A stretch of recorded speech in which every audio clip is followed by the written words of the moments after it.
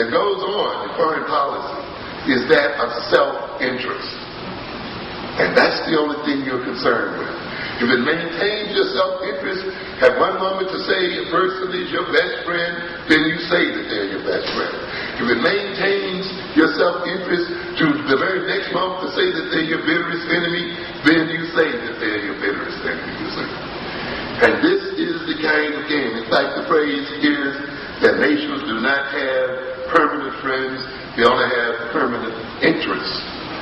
And consequently, when nations try to maintain their so-called internal coherence, they will make or break outsiders as a means of doing so. The black community then within this nation is used as that kind of regulating mechanism.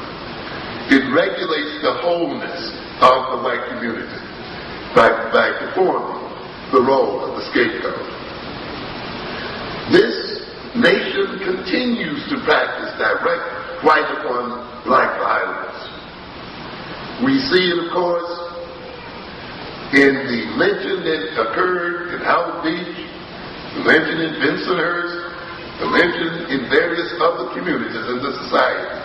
So even though we talk about lynching as something that occurred in the 1920s, 30s, 40s, 50s, we can see that lynchings are still a part of the American landscape this very day.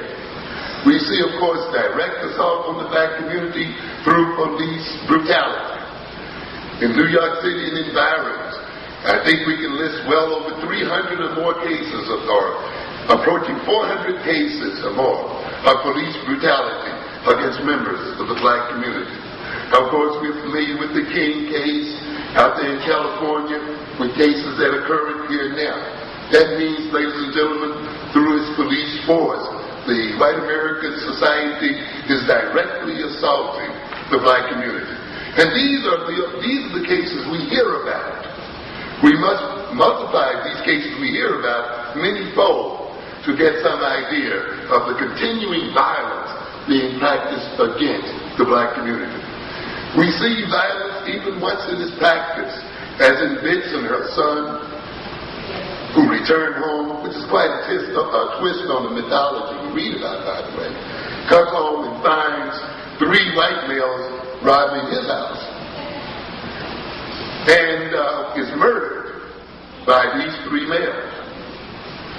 These males are arrested, indicted, the first one taken to trial, convicted, I believe it's second-degree murder, something like that, and the judge gives him probation.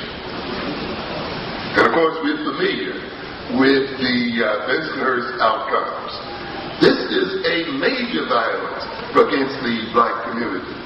This kind of injustice sends all types of messages to the white community, of course, to let it know that it basically can attack the black community with impunity.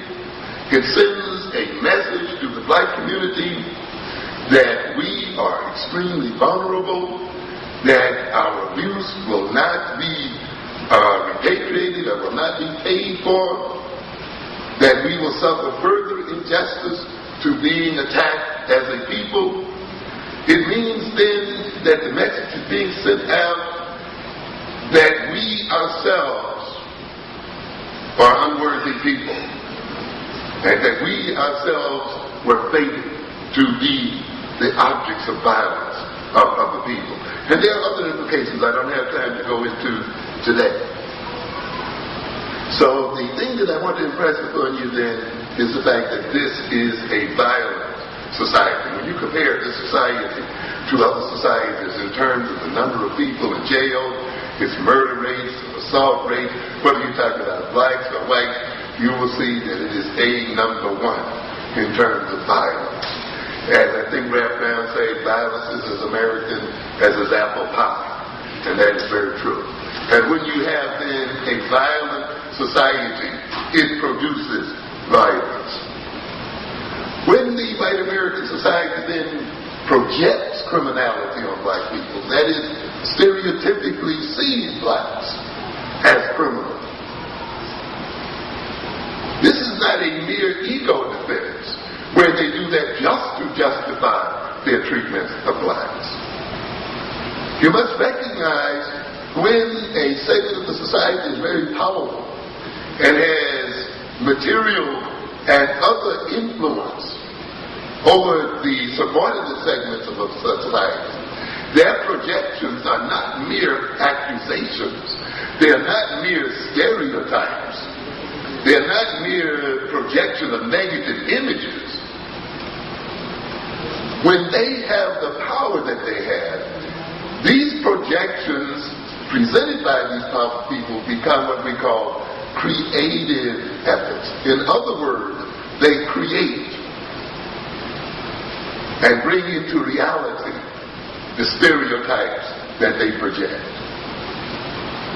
Because in deceiving themselves and in making themselves perceive the black community as a criminal community, as an inferior community, in controlling then job opportunities, in controlling other material aspects of black life, in controlling education, in controlling health services and so forth, they then will organize these services, they will dispense these services, these jobs, and these opportunities in line with their projections, in line with their perceptions.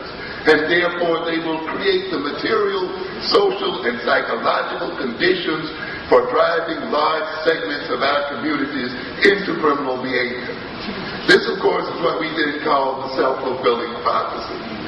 Once the so-called criminals are created, then they use their concrete existence to confirm their projection in the first place and to justify what they were doing in the first place, and now you get caught up in a vicious cycle and a loop out of which is difficult to break. And this is the kind of game that we are caught up in. America, being bred in violence, having originated in violence, as I've indicated, still practices violence very directly, but it also practices it insidiously and indirectly through what we call benign neglect. I think that's a Moynihan's term, right? Benign neglect. How can neglect be benign? Particularly on the level that he was talking about. You know, I just see people who are willing to pay taxes, who are going into a panic on April 15th and are in terror of the IRS, you know, rushing down to the post office at midnight, making sure they get their taxes in. People who will have unemployment, insurance, or whatever, compensation paid out of their checks, Social Security paid out of their checks before they can even get their hands on them, who will pay sales taxes and all other kind of taxes and pay lotto and, you know, all this kind of thing, and yet accept the idea that the government should not be concerned with their welfare. Whose government is it? Whose money is it? And yet who feel ashamed when they may be unemployed to go to their own government and ask for aid and feel that they have the right to receive aid. The wealth and treasury of the government is a commonwealth. What kind of society is it that lays its wealth into a common treasury and then makes its citizens feel ashamed to benefit from that treasury? What kind of people are we that we buy that kind of philosophy? What kind of people are we that will have a nation that leaves some 30 to 40 million people uninsured in terms of their health, so that they can be devastated or not even be able to visit a clinic or a doctor, and yet saps them for money at every turn? This neglect then is not benign.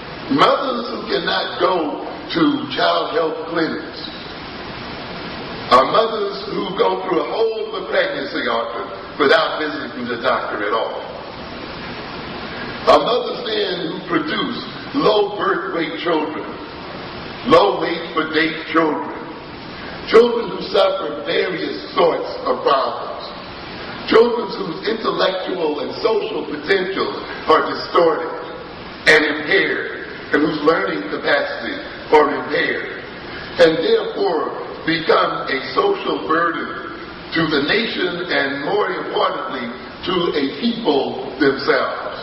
And yet we see this kind of thing going on. Let's look a minute at health neglect, as stated by LaSalle Lafayette in the State of Black America, 1990.